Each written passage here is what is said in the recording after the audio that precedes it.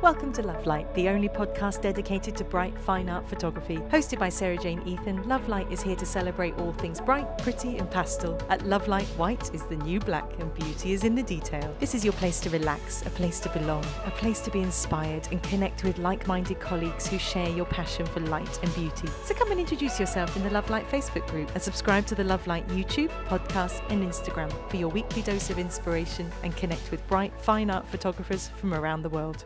Well, hello and welcome to another episode of the Love Light podcast. Today we've got an absolute delight. We've got Kristin Garcia here, and I just love her already. As soon as we started chatting, I was like, yes. I saw Kristin's work posted in a Facebook group, and I was like, yes. I love this. I've got to get her on the podcast, and I'm so excited that she's here. Her work is absolutely incredible. She's an award-winning photographer living in Austin, Texas, but she's regularly in the Chicago area where she was born and raised. She's married to a high school sweetheart and living with two fur babies, Toby and Bella, which is always a big plus with me because you know I'm big on my fur babies.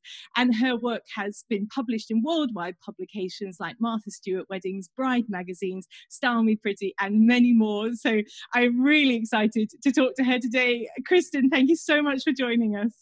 Thank you for having me. This is exciting. It's so good. And so, Kristin, tell us a bit about how you started, because I saw that this work that you posted, and if anyone goes on your Instagram, they might see this bride with the pink puffy dress, and it just looks like the dream shoot that everybody would like to work with. But I'm assuming that that's not where you started. So can you tell us a bit about your journey to get to where you are in your photography career? Yeah. How much time do we have? All the time in the world. It's always an interesting question to answer because I feel like I was born with a camera, so to speak. I was always the weird girl going on the school field trips with 20 disposable cameras because at the time there was no digital. It was all disposable cameras. So wow. I would literally have 10 to 20 for like a 1 to 2 day field trip. People thought I was nuts. I'd be snapping away. So I've always been that kid, a little weird. But then as that progressed into more like high school, when finally like darkroom film photography was offered, where you could go and all the kids were very jealous of us getting to go to the darkroom because it was like a whole new universe that you could enter right through this magical door. So that's where I started really getting interested into that. So more like photography as an art instead of just snap, snap, snap. Here are me and my friends. Mm-hmm. So that's how I started. My parents were super supportive. Bought me my first cameras. My very first digital camera was a Canon Rebel XT. If anyone remembers those guys. I mean, but it did everything I needed to do. And that's actually a camera I shot my first wedding with, which is a huge, like people be like, whoa, that's a no-no. But I had to do what I had to do. I had friends getting married. So at the time I was, I think 19 years old and standing up in one of my friends' weddings and running back and forth with the tripod trying to take pictures. And that's what I was doing. And then I developed film in the darkroom for her. And ever since then, I was like, this is probably something I should get into. I'm really interested in it and I love it. And then when I ended up going to college in Chicago, I was not going for photography. I was doing psychology, sitting in an office, listening to people's problems. I realized it was probably not the best for me. I needed to be more creative and have this kind of dialogue and conversation and be able to be creative and create art.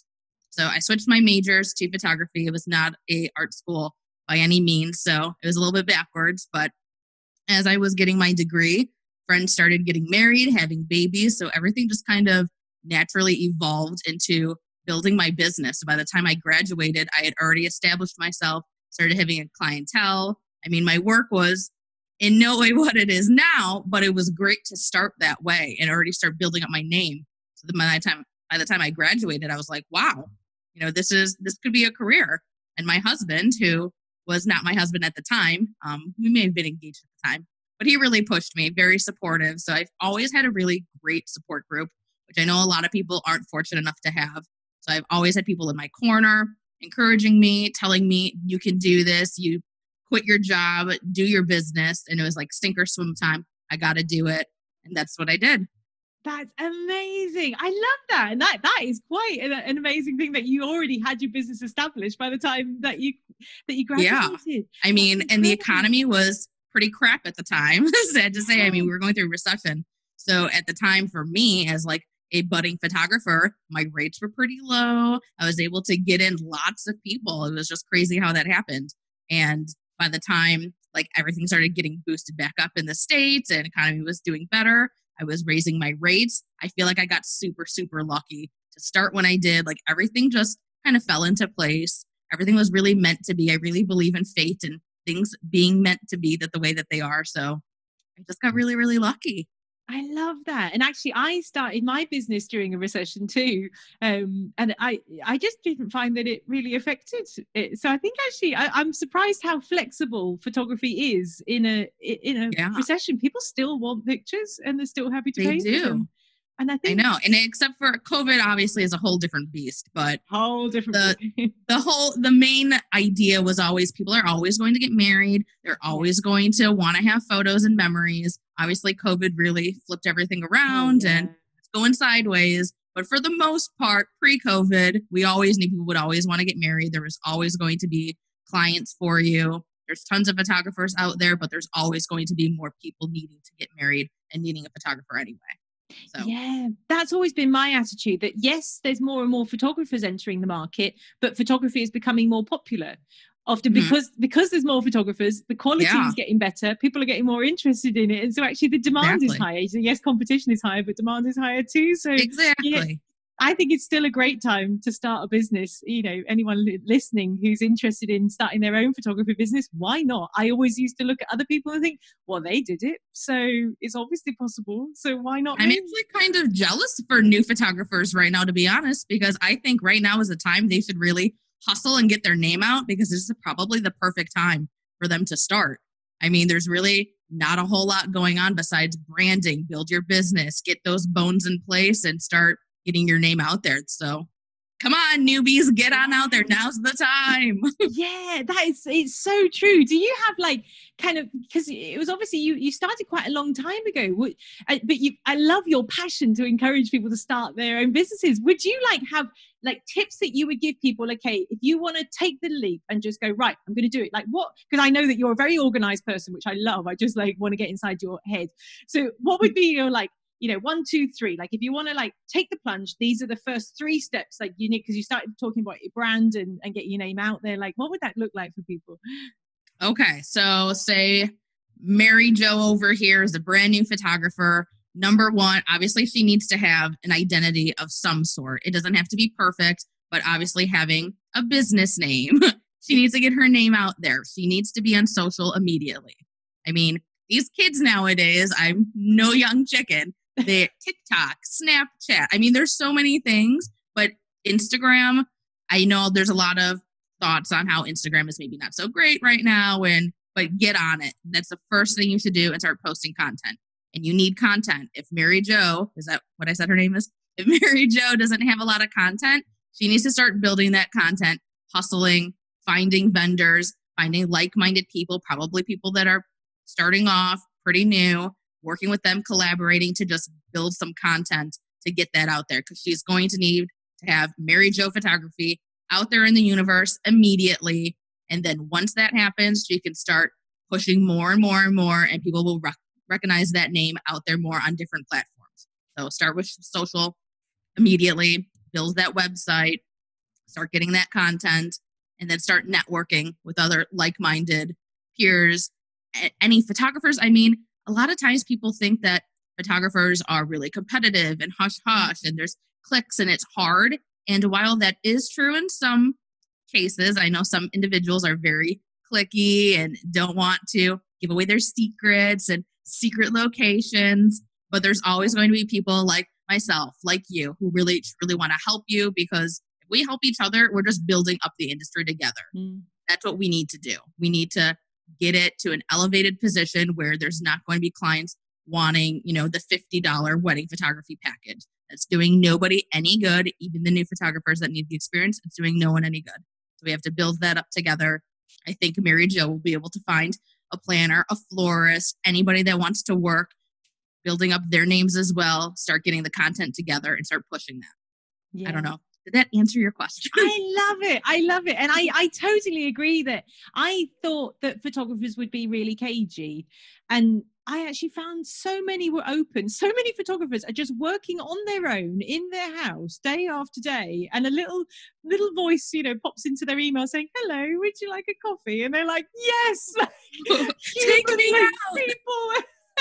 And so I exactly the same as you. I reached out to people and I felt so embarrassed because I was like, I'm totally the new kid on the block. Like, I don't know what I'm doing. Like, I didn't know why these people should acknowledge that I'm here. And the response was always so positive. And God. people just really liked being encouraged. They liked being noticed. They like, because I think I was always really just keen to contact them because offering genuine relationship, genuine friendship, and people just respond to that. And my husband, because he started photography before me, and he started a Facebook group for photographers in our area because there wasn't one at the time.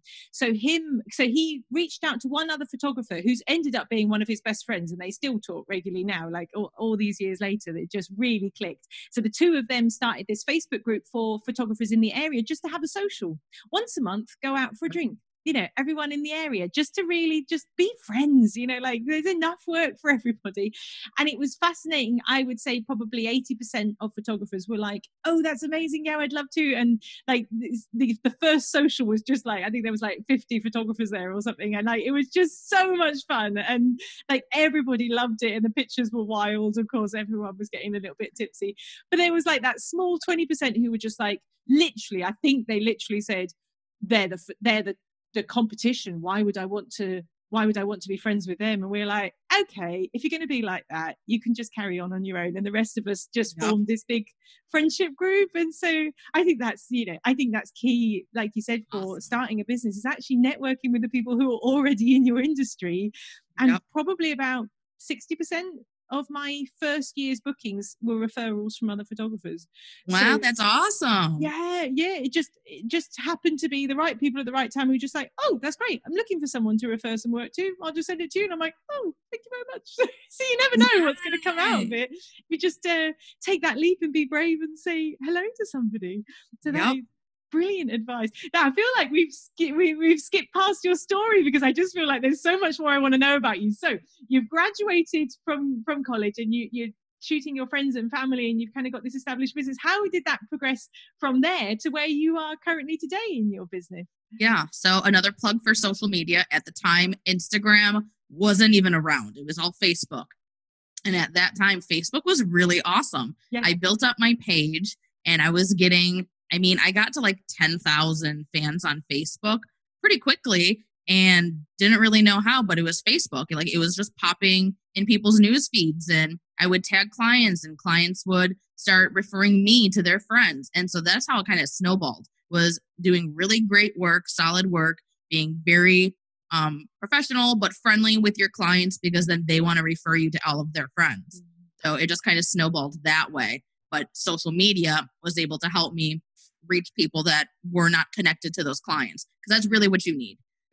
Especially when you're building up, it's great to have those client referrals, the network referrals from your other photographers. That's super, super good. But when you want to start building and elevate yourself to the next tier, higher pricing, more, luxury weddings, you really need to get on social, update your website, because you need to branch out of those groups. Otherwise, your friends or their friends will start referring people in the very similar price range with a similar style of wedding because they're buddies. So you need to try and get yourself out of that. So social media definitely helped with that.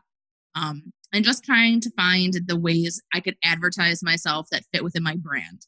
So when I first started, branding was an idea, but it wasn't exactly like in the forefront of my mind. I thought I had a brand. I really didn't. So I always changed up my website and I created my own logos, which was a disaster. Oh, no. So until I got to the point where I would hire someone that's a professional designer to make the logo. And when I finally, that clicked, I was like, oh, that's what I need to be doing, not making my own swirly heart logo myself. So I was able to get myself into that category that I knew I wanted to be in. I just didn't at the time, didn't even think about it. So branding was really important, was able to do that. Find, like I said, the advertising opportunities. For me, the biggest advertising opportunity is blog publications, magazines, those types of publications. It's free most of the time. Great SEO. If you're really bad at blogging, if you're really bad at updating your website, well, first of all, shame on you. Go update your website. But it's a great way to just start getting your name out there even more. Like I said, to those groups of people that you don't have any connections with yet. If you want to be doing these luxury weddings, but you're still charging $2,000 a wedding and you know you need to be charging 10, well, you need to start getting your work out there and noticed by other people. So publications were huge for me, and they still are. So I've been 11 years, 12 years down this road, still pushing publications because free SEO can't be beat, to be honest. So, and that fluffy bride dress, that shoot that you saw, which is gorgeous, but I planned that all myself, knowing that I needed to do something for my own creative soul to just make me happy and work right now in times of COVID. You really have nothing but a lot of time on your side.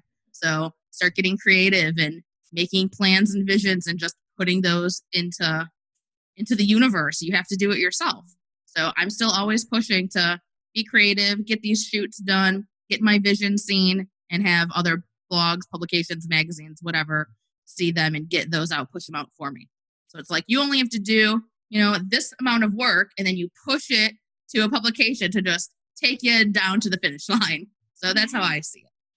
I love that. So you got the dual aspect that you're, like you said, exercising your creativity, and you're getting your work shown to potential couples, and you're getting the SEO for your website. So exactly. That's just three in one. Can't beat that. Exactly. And so tell me a bit about how your style has changed, because 12 years is a long time to be photographing. How has your style and technique and your creative eye, how has that changed over the 12 years or matured? It's definitely matured. That's a good word. Thank you. When I first started, I had experience working in portrait studios. So think of Sears Portrait Studio. Wow. That's how my husband started working in a photography studio. Yeah. And it's totally fine. I mean, it gives you a lot of knowledge and experience in areas that you wouldn't get otherwise. Yeah. So I learned a lot of more technical, traditional things that I needed to know. Obviously, with weddings, you have to do post-family portraits. You have to do certain things. So that was great, learning how to get baby's attention and shaking rattles and making sounds to get everyone looking at you and smiling. So I got that, but I knew it was not something I loved. I wanted to get out of it immediately. It was not for me. Being stuck in that little room with the light that only goes in 3 positions just was not for me. But it definitely gave me a lot of experience that I needed to have. So when I started my business, I was still stuck kind of in that mindset of the very traditional, stand like this, which you're, and it was just already molded into my brain that that's how things were. So when I started my business, that's very much how it was. I loved to do everything on location, but I still always had that in my mind, like this is the type of posing I need to do. I need close up, head and shoulders, back, new pose. And it was just very in this rotation in this cycle of cookie cutter poses. So I will not lie. I have to say the first couple of years, I was very much like that. It was hard to kind of stretch my brain and just go into this new area. So looking at it now, I mean, it's night and day difference. It's embarrassing to look at that work, but at the same time, it's really humbling. It's cool to see how far you've come. So for anyone who's been in this for 5+ years, look at your first jobs, look at your work, and just be proud of how far you've come. So obviously you don't want to be posting them onto social media saying this is your current work, but it's cool to even post to show how far you've grown and matured, because I think that is also very, beneficial for clients to even see, wow, look at all the growth that this person was capable of doing and they're still going. I think that's really cool. So really my style, just night and day difference. I love that. That's such an interesting thing. And I think it's really important as well, because we can get caught in the comparison trap really easily looking at other photographers. And I always think it's just so much healthier to compare yourself with yourself. And then because you never lose. That's right. You're always a winner. Yeah, I love that. And so that makes so much sense. And actually, it's really interesting that you mentioned that, because I totally forgotten that my husband started in a photography studio. And we've never discussed that on the podcast before, but actually, exactly like you said, that it was actually really beneficial for him starting out. Not only was he getting paid for his photography, he was getting loads of experience with all kinds of different things to do with cameras and lighting and interacting with people, exactly you said. And although it was a bit intense. Learning about sales, learning how to sell art was actually like really important for him because he's not a natural salesman. So it was actually quite a good start for him, but I can totally understand why that then influenced the early work that you did, because there's a very formulaic way of photographing in a studio, and so then that you just naturally take what you know into your work outside the studio. So at what point did that start to change, and why did that start to change? It's funny, I knew I hated it, but it's one of those things that you just keep doing because that's what you're used to doing, but I knew I hated it. So I think one of the main things at the time, working in portrait studios, it was very much family kid oriented, which to me was not my passion. It was not my passion to make these silly faces and go smile. That was not, sorry, microphone. That was not my passion to do that. But those were the clients that I was also attracting because that was what I was used to photographing. So I just took baby steps by photographing more high school seniors, which is what I loved shooting in portrait studios. It was able to give me that portrait creativity I really wanted without the forced smile stuff I hated about kids. Not that I hate kids and I hate about kid photography. Yeah. So I was able to just kind of segue into seniors, which molded, like I said, I had started with weddings, shooting a friend's wedding. So I had gotten that experience, but shooting more weddings while I was still very traditionally mindset and poses. It was just every single job I had, every single wedding I had, I went into it with an idea. Something new and different, a new pose, a new angle of shooting, a different lens, anything. I would always think of one single idea that was different than what I've done before, and that's what I would do for every single job. And it really helped me to just break the mold. And I didn't even really know it myself at the time, but looking through a year's worth of work and seeing how it progressed and how I grew throughout the year, just doing that one thing, one simple, really easy idea that's different, was able to mold me into the person I knew I wanted to be, that I knew I was becoming, but it helped. And then you didn't feel like during a whole wedding or a whole family session, you're thinking the same way the whole time. You know you're doing stuff to please the client. This is why they hired you. So you always do have to keep that in your mind without doing all this new crazy stuff. That's not the reason they hired you.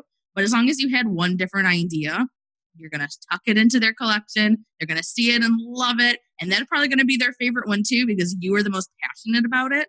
I think passion is huge. So if they post that on social, great. Now you've been able to attract more people with just this one new idea. And then you can keep growing. It's like a rocket ship. It's going. Eventually you'll get to where you want to be. I love that. That is such good advice, because like you said, you can't just suddenly dramatically change your style when clients are expecting a certain thing from you. That's such a good idea to do what you know they're expecting first, and then add yourself a little creative challenge in there. And I love that you suggested just do one. You know, you're not trying to change everything all at once. I think we can often feel like that. I want to change everything all at once, you know, and it's not enjoyable. Like just little steps, one at a time. Can you remember any of those little challenges that you gave yourself that actually helped you break out of that old way of shooting and actually develop your new way of shooting? So I still kind of do this. So every time I'm going into a shoot, whether it's a creative fashion editorial, a wedding, I still like to take that time when I'm driving there, be like, you know, I need to think of this new idea, a new post. So I still kind of do it. But sorry, Sarah, what was the question? Oh, I was just saying, can you remember any of the ones that you actually did? Any of those early ones that you did that you thought, right, I'm going to add this in, and it actually helped break you out of the old way of shooting and develop your new way of shooting? Can you remember what any of them actually were?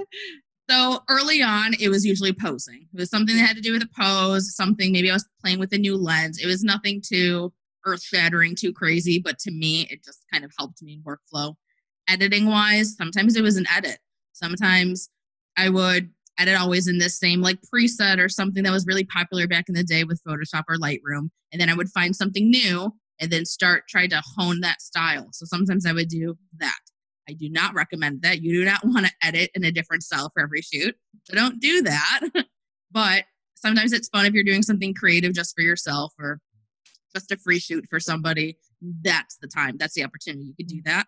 So those were the early on decisions I had made. Again, making lots of mistakes throughout my first probably 5 years. Lots and lots of mistakes, learning things that way, the hard way. But now it's more so about a pose, doing a cool different type of double exposure I haven't seen before, just posing hands in a different way. It's a more like fine-tuned approach to my ideas I have now. I think details are super important. I'm always like really looking at people's hands, at their feet, just like things that you don't necessarily see. Breathing techniques I found help a lot. So if I can tell my model here to take a deep breath, breathe in and out, she's going to look much more natural and composed. And so it's just like little things like that I do now. But early on, I was probably more drastic in like editing approaches and things like that. But posing, I think posing you could use throughout your career. If you think of a new pose, do that. Don't have to copy off of people. You're always seeing work on Instagram like, oh, I really want to do that. Let me bring this photo to my client and show them this is how I want you to pose. Don't do that. You always have to make it your own. Put your own spin on it. No one else is going to be Kristin, so I need to stick with that. So, you see a pose that you really great with your hand there, but make it your own. Put your own spin on it. Have them turn around. You have to do something that's different to make it, that's Kristin Voie right there, not, XYZ photography. I've seen this pose a million times. So always be thinking of how you can change it a little bit.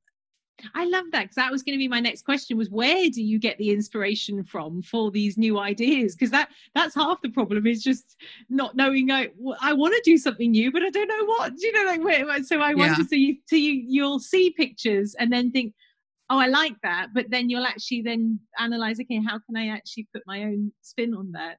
It's not even necessarily pictures. I think like fashion magazines are really great to get more inspiration. I wouldn't try. For newbies out there, for professional photographers, don't be looking at other people's work and think this is the exact pose I want to do. Don't do that. You're better off looking through fashion magazines. I'm really big into Netflix, Hulu, Amazon Prime. When I'm watching TV, I get ideas. I don't know if you've seen what's it called? The Queen's Gambit. Is that it? Yeah. Queen's Gambit on Netflix is one of my favorites. And I'm watching that going, wow, this is giving me ideas for photo shoots on this pose or the way she's standing or the way the light. So I think that is probably better suited for coming up with these new ideas, is watching TV, flipping through magazines, things like that. Don't look at photographers' work and scroll through their profile and flag XYZ. These are the poses I want to do, because that's going to get you nowhere. You don't want to copy.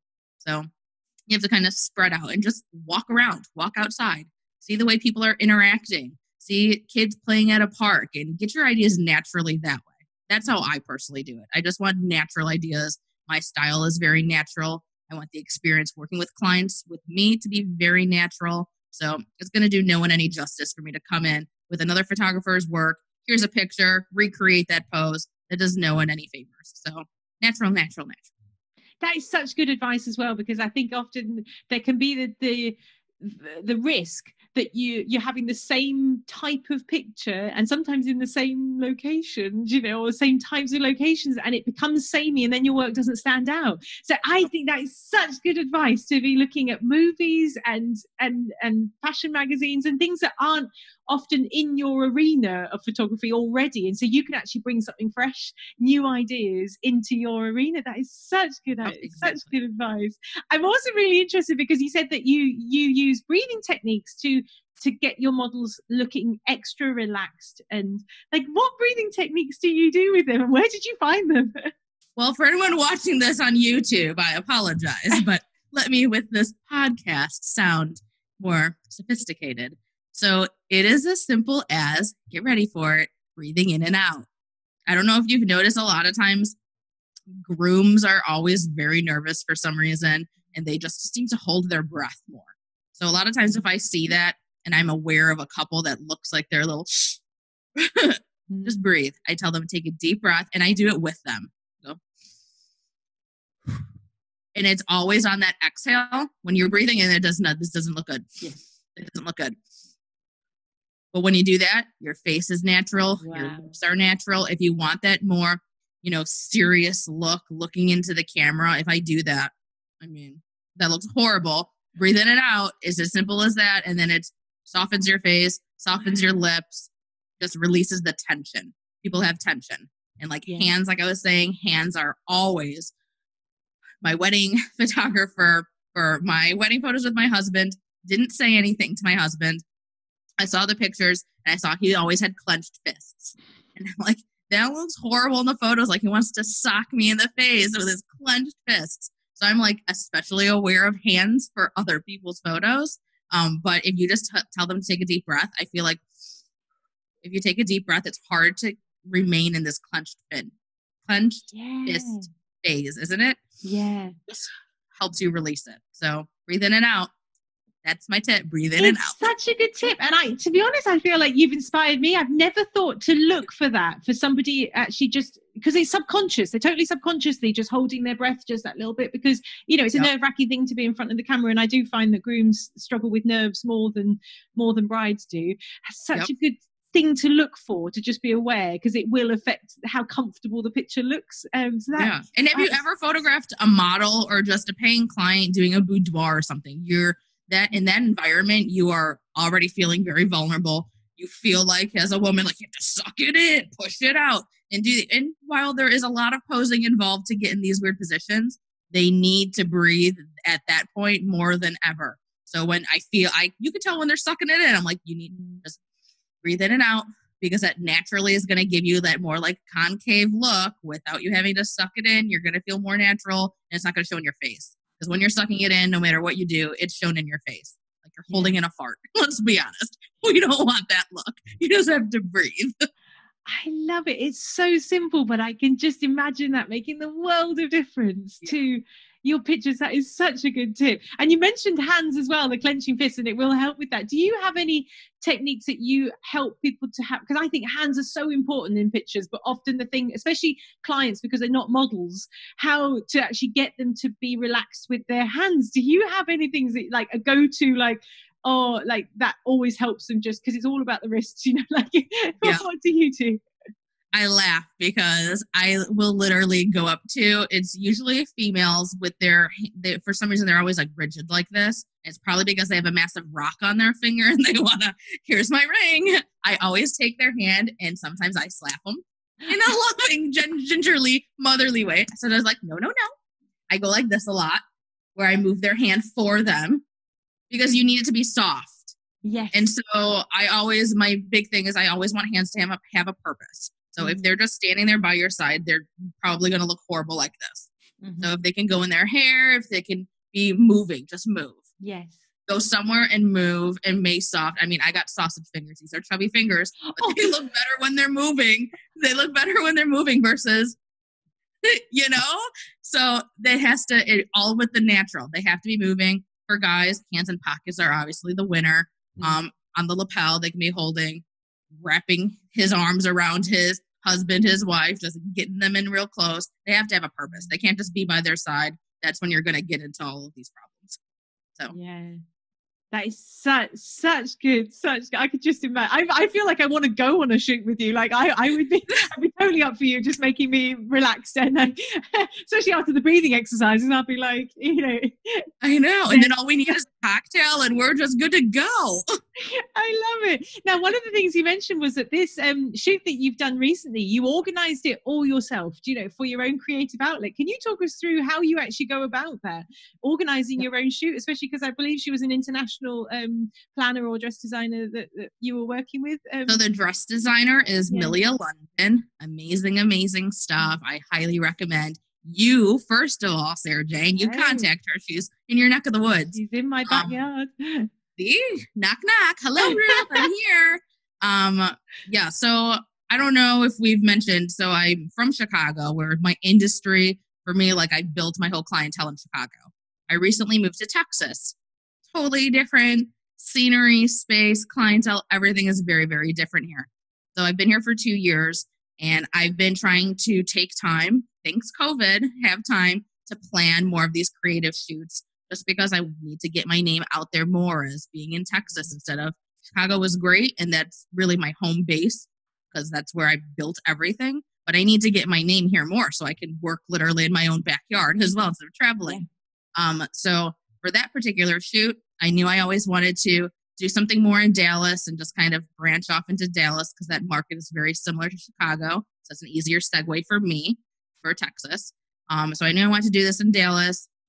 There was a girl that I had seen on Instagram, and this is literally what I'll do. If I'm going through Instagram and I find a really pretty girl, a handsome guy, or just a cute couple, anybody at all that I just see a picture of and I'm like, I know I can either make that photo way better, like they're way better looking than this photo is doing any justice for them, or just see someone that just inspires me. And she just inspired me. Her complexion, just everything. And I could just tell, when you see someone's pictures, you can get a sense of their personality, who they are. So that's all that I care about. So I just reach out to people. Hey, I would love to work with you. And that's how very natural things unfold like that shoot did. I knew I had this designer that I loved. I reached out to her. She happened to be hand stitching that dress that you saw in the photo. So it was brand new. She took a picture of it from her sewing machine and showed me a sketch of it. I was like, that's even more my speed. This is something no one's ever seen before. So how lucky am I? I showed her the picture of the model that I was speaking with. She said, wow, this is great for me. It's with my brand. It just started unfolding very naturally that way. So A lot of it is having this vision and plan and then just seeing what puzzle pieces kind of fit together. So I'm really all about that. And then I reached out to a florist that I knew who I admired her work. I knew her work would fit well with the idea I had. Mm-hmm. Then I would, find accessories, buy earrings, do things, just creating these little vignettes that I knew would fit in and just put everything together. I mean, my office here, it might look clean back here, but up against my computer, I got hats, earrings, backdrops. I have so much crap in here, but it's all for a reason. There's a reason somewhere in here. I just create these visions and ideas, and that's how it all just kind of naturally unfolds. I love that. And like you said, that's a massive thing to move locations so dramatically and to then continue your business. So such a good idea, for networking with people in your area so that you can have local jobs, because you don't want to be traveling all the time, just to have some local jobs. One of the things that I've been dying to talk to you about, because I know that you're really, really hot on your workflow and maximizing your time, being organized, having a clear head. Can you talk me through what your business looks like behind the scenes on a very practical organizational level? Well, it's funny too, because like I said, there's a mess here. But in my mind, if my husband came up and moved one little book, I'd be like, where did that go? It was in my pile. But organizational, my calendar is my saving grace. It's everything to my calendar. So I will pencil in. I will put in there everything that I want to accomplish in a day or that I need to. So I'll put editing this wedding job. I need to send out these emails. I need to send my second shooter his SD cards back. Even little reminders like that, or I need to pack up my suitcase for this shoot that's coming up. I need to have these in my calendar so I know at all times what I have to accomplish in a day before I can go lay my butt on the bed and watch Netflix. I need to accomplish these things first. So I'll pencil in every single day things that I need to do, even if it's my off day. We all need to have days where we're just hanging out with our family, petting your dog, going for a walk. If that's my off day, I will write a big no on my day. So I know I'm not allowed to, edit, or I always do emails. I'm very well known for responding to emails super quick. To me, that's not work that I need to be aware of doing, because I can do it, like I said, when I'm watching Netflix. So this is just a personal decision for me. I'm always on my email. So I don't have to worry about that. But I will write a big no editing, no photo shoots, anything like that. So I have that time to regroup and breathe. And then if I have 2 shoots already that week, I know I only want to maximize or max out my week at 3 shoots. 3 shoots for me in a week is really, really busy already. When are you going to have the time to edit those? So you need to pencil yourself in days that are just for editing, or you're never going to get it done. You have to edit a whole shoot. You have to create your USB, upload to your gallery. There's so many different tasks to do. So I have to write it into my calendar to make sure everyone is staying on track. Everyone gets their images back at a reasonable amount of time and good to go. So my calendar is the biggest part of my workflow to accomplish anything behind the scenes. I love that. And it's just so important. And you make it's a real passion area for me, having a good work-life balance. And I love the fact that you're like, that is my day off. Nothing is happening that day. And it's just, I think not only is it just good for your mental health, because that's how the human brain works, you need a break, but it's good for creativity as well, I think, because you can't be go all the time. Like, you have to be able to stop and refresh. And I bet that's where you have some of your best inspirations, is when you're actually not working and just enjoying yourself. And exactly. I might write no in the calendar, but little do we all know, I'm still thinking my next vision. I'm going, ooh. And then all of a sudden, before you know it, I mean, but like I said, to me, it's not work. That's fun stuff. So while it is work for the business, it's fun stuff for me. Emailing to me is not a big chore. I like to have a clean inbox. Like, I can't look at my husband's, who has 8,000 unread emails. To me, my mind would explode. So I need to stay on it. So to me, again, that's not work. But yeah, my no days are still, you don't just turn off your brain. I can't do that. I'm very like type A. I need to have plans. I need to know what's going on at all times. So yeah, no days, but no means you get to sleep in. No days means you get to like hang out with your husband and your dogs a little bit more. You could, go to the grocery store, which I don't do. I have groceries delivered. I could have my groceries delivered that day. You know what I mean? Hilarious. Yeah. Oh, that is such good advice. Now, I understand that people can get one-to-one mentoring with you if they'd like, and you do them online as well. So no matter where they are in the world, they can access you. And I could just picture a mentoring session with you would just be such a joy. Can you talk us through what people can expect, if they were to book a mentoring session with you? Yeah. So one of the first things, obviously, it always starts with email. So I give very detailed information, finding out what it is they want to accomplish. Whether you're a brand new photographer or you've been going at it for 8 years, there are always topics. There's a reason, you're reaching out, something that you want to better in your business. So I always first want to find out those pain points that they have in their business and just points of interest. If they want to know more about like how I put publication into my workflow and things like that, I want to know what they want out of it. And then I'll send them a questionnaire. Well, they'll give me more detailed information, and we'll schedule it based on, both of our availability, what works best. Is it over the phone? Is it a Zoom? Something like that. Most people do over the phone because it's easiest. So I want to get all that information. Again, with my type A brain, I want to have all of that in front of me to know where I can start off of.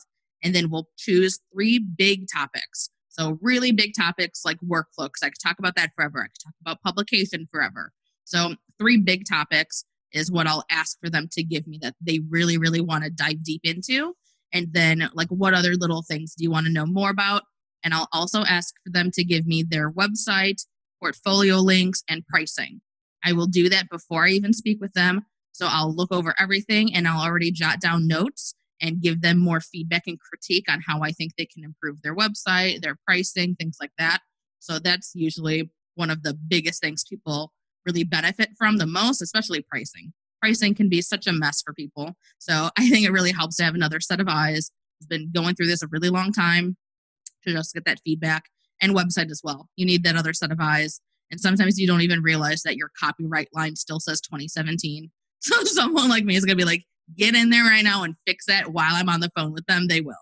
So it's nice to have that set of eyes and just try and help them maximize their portfolio to, show off the stuff that I can tell them I know is the best of the best. And there might be images that we are personally attached to. And it really helps to have anybody look at my work and see a photo that I think personally is great because I loved the clients. I loved the smile and the reaction. But other people see it and are like, it's really not your best, Kristin. Okay, thank you for telling me that. I was personally attached to it. I see where you're coming from. Everybody needs that and can benefit from that. So we always do that in the one-on-ones and then work into their topics as well. So our phone calls, I say, start about an hour. It'll easily go above an hour. It's very hard to shut this trap up. I just have so much information. I want to help people as much as I can. Yes. So we go through lots of different things, but that would be the main stuff. That sounds incredible. Like, it's so methodic and so that I want to say intense, but that's not the right word. Just thorough. It's very thorough. That is just incredible. And I think intense would be a good word too. It can be intense because sometimes, and it's all like motherly tough love, that I want to give people, because if they say, oh, but my pricing has to be this because of the area that I live in and I can't charge any more. No, back to my hand slapping, I guess. I'm a hand slapper. I don't know. But no, you're worth more than that. Your work is better than that. You need to rise above and, okay, I think you're right. No, no, you're worth more than that. And then finally it sinks in, yes, you're right. I am worth more than that. Wow. Great. That's so good. But I think, to have somebody championing somebody, like a lot of people don't have somebody in their life who says that, you are worth more. And so that's such a blessing to have somebody just going, no, I can see it. I can see it in you. You're worth more than this, and that in and of itself is worth money because it will make you money in your business. So exactly. Amazing. I love it. So for people who are listening on the audio podcast, where can people go to find more information about your mentoring? Yes, go to my website. It's a mouthful. You can abbreviate it to KristinLavoie.com, KristinLaV as in Victor, OIE.com. And there'll be in the info tab, there's a little mentorship for photographer section. So it has all the information there. You can put the inquiry right through the website. You can shoot me an email. Like I said, I'm really quick to respond to emails. Shoot me an email anytime, and we will get you all squared away. I love that. Oh, well, Kristin, thank you so much for joining us. It's just been the most fascinating conversation. Is that it? See, we could keep talking. I really feel like we could just keep talking. You're so bubbly, and I just love your confidence, and I love your passion to help people who are just starting out as well. Like, because there's room for everyone. There's always room for one more. There is. Yep. Come on in. I love it. Well, thank you so much for joining us. That's been an absolute pleasure. If you enjoyed today's episode, you can find more interviews, tips and inspiration in the Love Light Fine Art community on Facebook. You can also follow along with each new episode on the Love Light YouTube, podcast and Instagram. And don't forget to visit www.sarahjaneethan.co.uk/lovelight for information on training, real-life wedding workshops and online courses to develop your own fine art photography and connect with more of the clients you love.